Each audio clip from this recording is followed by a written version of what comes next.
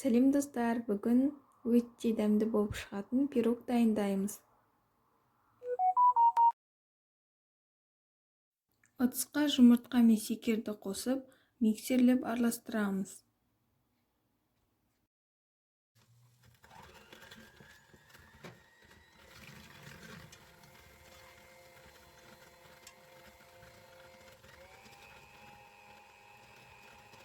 Минут сайын жылдамдығын көбейтіп отырамыз.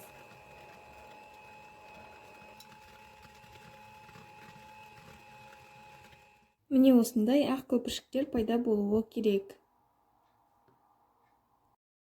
Үстіне 2 стакан кефир қосып, кішкене ғана араластырамыз.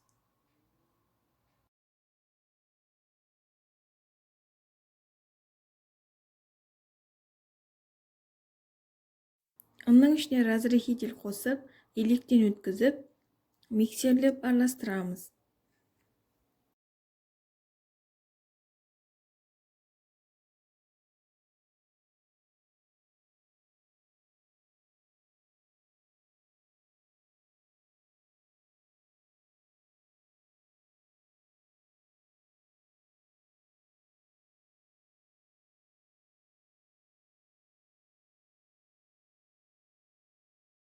Силиконды күрекшемен жан-жағын тазалап аламыз.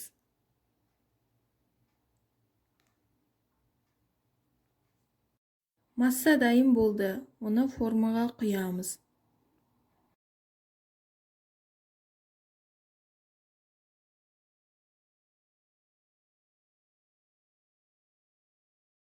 Енді 180 градуста 30 минут пісіреміз.